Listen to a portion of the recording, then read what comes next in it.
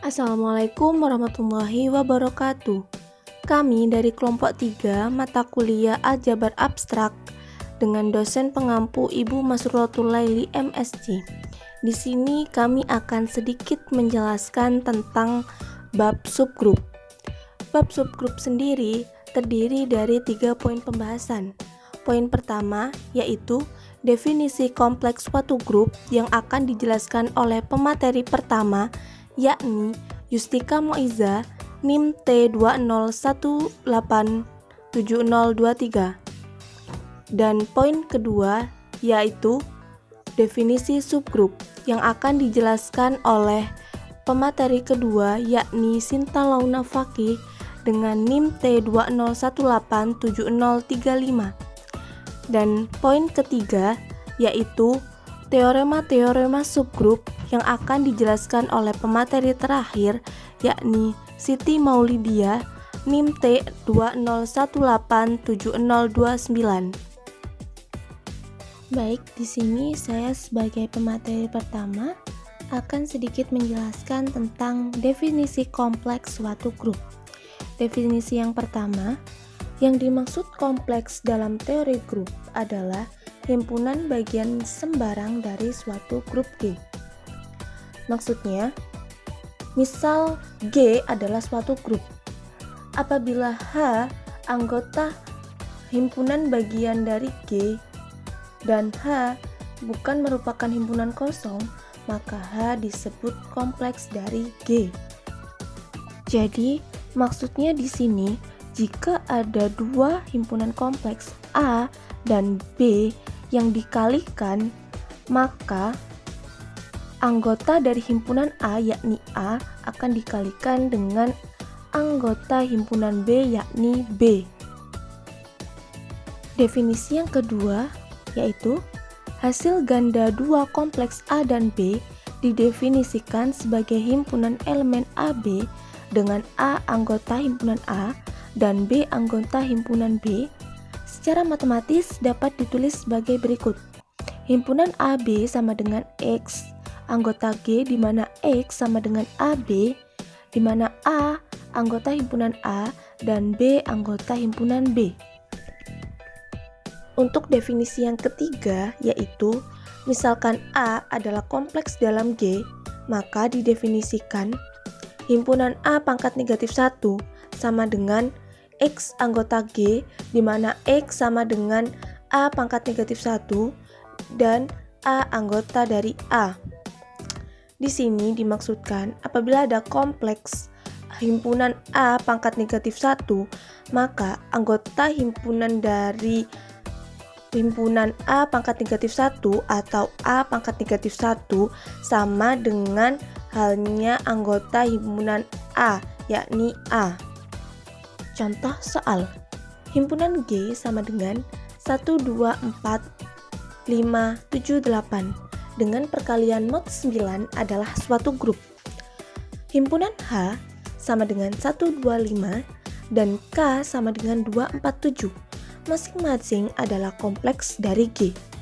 Sedangkan perkalian himpunan H dan himpunan K sama dengan 1 kali 2, 1 kali 4, 1 kali 7, 2 kali 2, 2 kali 4, 2 kali 7, 5 kali 2, 5 kali 4, dan 5 kali 7.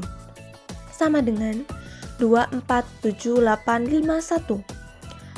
Jawaban ini mengacu pada perkalian mod 9 dan elemen yang sama dalam himpunan hanya ditulis sekali. Selanjutnya, H pangkat negatif 1 sama dengan 1 pangkat negatif 1, 2 pangkat negatif 1, 5 pangkat negatif 1, sama dengan 152 atau sama dengan himpunan H. Ingat pada definisi 3. Selanjutnya, K pangkat negatif 1 sama dengan 2 pangkat negatif 1, 4 pangkat negatif 1, 7 pangkat negatif 1, sama dengan 274 atau sama dengan himpunan K. Dan untuk perkalian himpunan H pangkat negatif 1 dan himpunan K pangkat negatif 1 sama dengan 1, 2, 4, 5, 7, 8 atau sama dengan G. Kompleks-kompleks dari G merupakan himpunan bagian dari G. Ingat dari definisi pertama. Karena grup G merupakan sifat asosiatif, maka perkalian kompleks dari G juga memenuhi sifat asosiatif. Hal ini ditunjukkan sebagai berikut. Misalkan himpunan H, himpunan K, dan himpunan M adalah kompleks-kompleks dari grup G, maka akan ditunjukkan bahwa himpunan HK dikali himpunan M sama dengan himpunan H dikali himpunan KM. Akan dibuktikan himpunan HK dikali himpunan M sama dengan HK dikali M, di mana H anggota himpunan H, K anggota himpunan K, dan M anggota himpunan M. Sedangkan untuk himpunan H dikali himpunan KM sama dengan H dikali KM, di mana H anggota himpunan H, K anggota himpunan K, dan M anggota himpunan M. Karena H, K, M anggota himpunan G dan G merupakan grup, maka H, K kali M sama dengan H dikali KM, sehingga himpunan HK dikali himpunan M sama dengan himpunan H dikali himpunan KM. Jika H dan K kompleks dari grup G, maka dapat ditunjukkan bahwa himpunan HK pangkat negatif 1 sama dengan himpunan H pangkat negatif 1 dikali K pangkat negatif 1.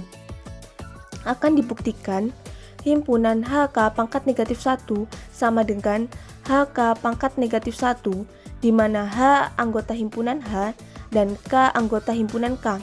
Sedangkan untuk himpunan H pangkat negatif 1 dikalikan himpunan K pangkat negatif 1 sama dengan H pangkat negatif 1 dikalikan K pangkat negatif 1, di mana H anggota himpunan H dan K anggota himpunan K.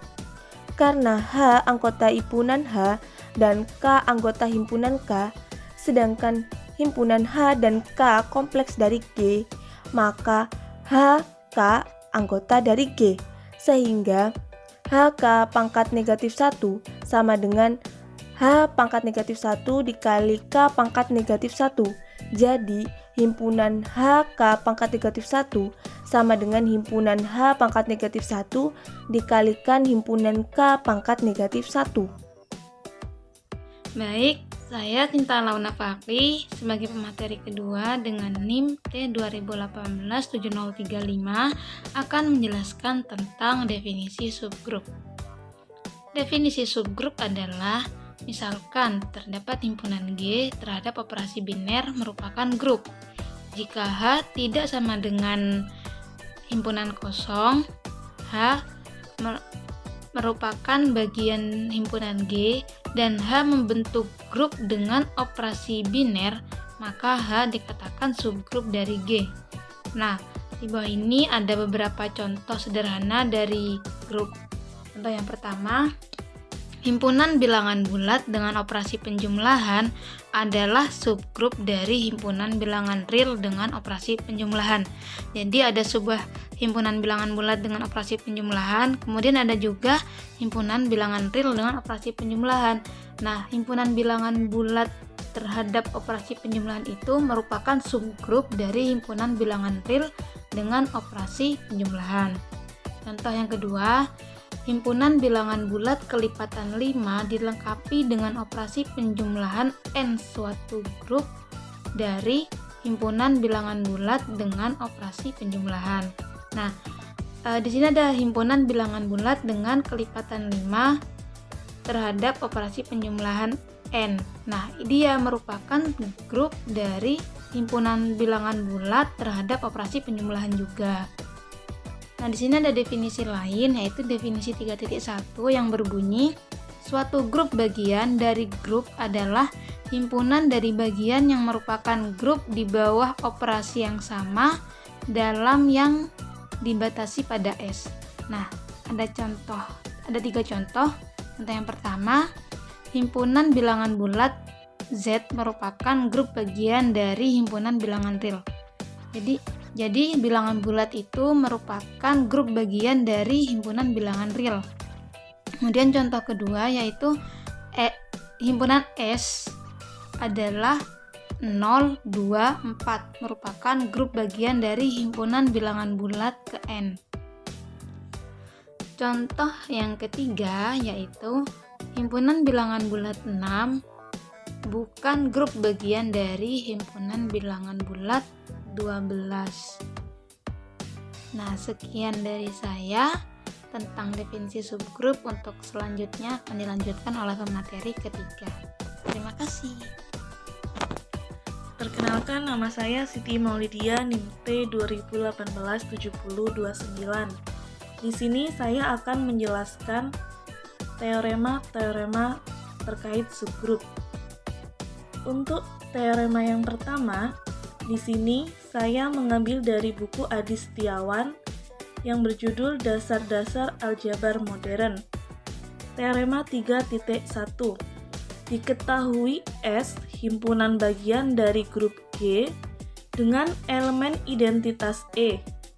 Himpunan S merupakan grup bagian dari G jika dan hanya jika memenuhi sifat yang pertama, E elemen himpunan S, yang kedua, S tertutup di bawah operasi dari G, yang ketiga, untuk sembarang X elemen S, inverse-nya X inverse terletak dalam S.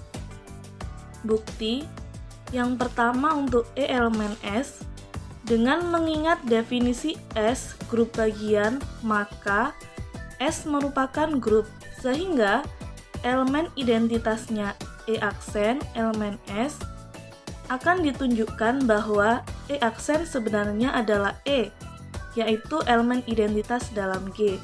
Karena E aksen elemen identitas dalam S, maka E aksen dikali E aksen sama dengan E aksen. Kemudian, dengan menggunakan sifat identitas dari E, maka E aksen sama dengan E aksen kali E.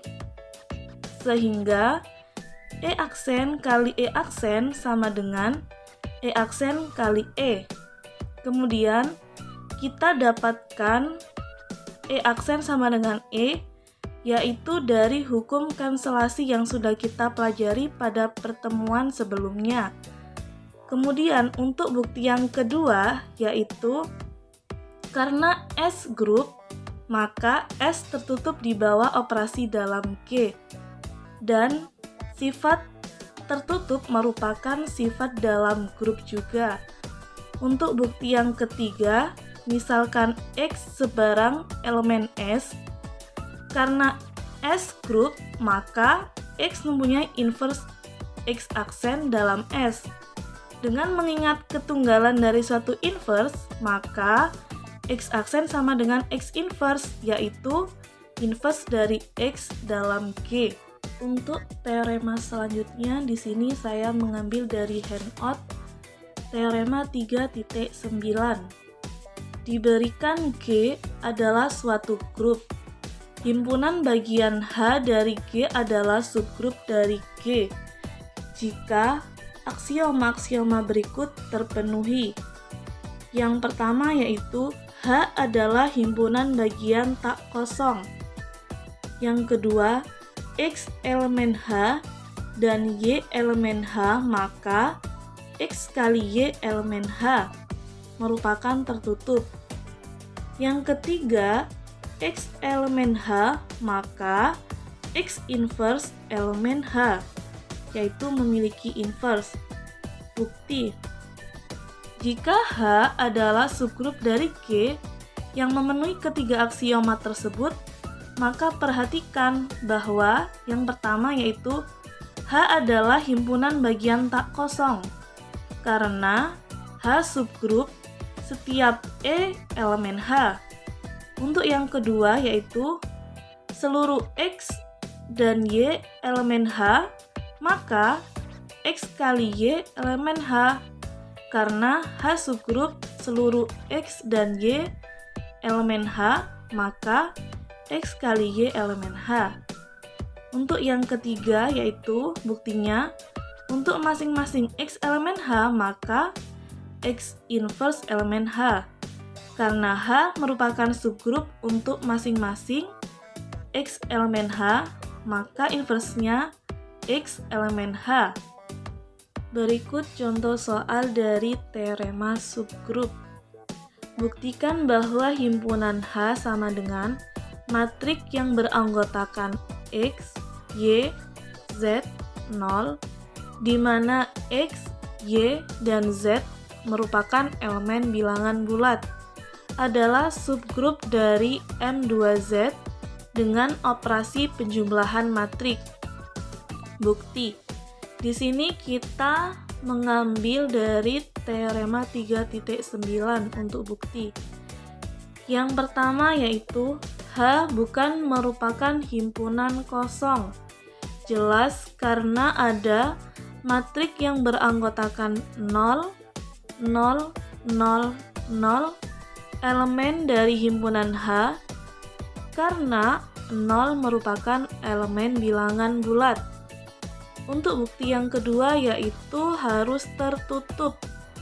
Ambil sembarang A dan B elemen himpunan H dengan A sama dengan X1, Y1, Z1, dan 0. Maksudnya matrik yang beranggotakan itu.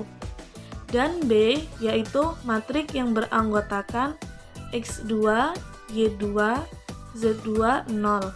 Di mana X1, Y1, Z1, X2, Y2, Z2 merupakan elemen bilangan bulat. Perhatikan bahwa A ditambah B sama dengan, jadi matrik A tadi ditambah dengan matrik B. X1, Y1, Z1, 0 ditambah X2, Y2, Z2, 0 sama dengan matrik yang beranggotakan X1 ditambah X2, Y1 ditambah Y2, Z1 ditambah Z2, 0. Karena X1, Y1, Z1, X2, Y2, Z2 merupakan elemen bilangan bulat, maka X1 ditambah X2, Y1 ditambah Y2, Z1 ditambah Z2 merupakan elemen bilangan bulat juga. Jadi, A ditambah B sama dengan matrik yang beranggotakan X1 ditambah X2, Y1 ditambah Y2, Z1 ditambah Z2, 0 merupakan elemen dari himpunan H. Untuk bukti yang ketiga yaitu masing-masing unsur harus mempunyai inverse. Ambil sebarang A elemen H dengan A sama dengan matrik yang beranggotakan X1, Y1, Z1, 0, di mana X1, Y1, Z1 merupakan elemen bilangan bulat. Pilih A inverse sama dengan matrik yang beranggotakan negatif X1, negatif Y1, negatif Z1, 0, karena X1, Y1, dan Z1 merupakan bilangan bulat, maka negatif X1, negatif Y1, negatif Z1 juga merupakan bilangan bulat. Perhatikan bahwa A ditambah A inverse sama dengan matrik yang beranggotakan X1, Y1, Z1, 0 ditambah matrik yang beranggotakan negatif X1, negatif Y1, negatif Z1, 0 sama dengan matrik yang beranggotakan 0, 0, 0, 0. Kemudian A inverse ditambah A sama dengan matrik yang beranggotakan untuk A inverse-nya yaitu negatif X1, negatif Y1, negatif Z1, 0. Kemudian untuk yang A-nya ditambah itu X1, Y1, Z1, 0 sama dengan 0, 0, 0, 0. Jadi, setiap inverse A sama dengan matrik yang beranggotakan negatif X1, negatif Y1, negatif Z1, 0 merupakan elemen himpunan H. Berdasarkan bukti A sampai C, maka H sama dengan matrik yang beranggotakan X, Y, Z0, di mana X, Y, Z merupakan elemen bilangan bulat, adalah subgrup dari M2Z dengan operasi penjumlahan matrik.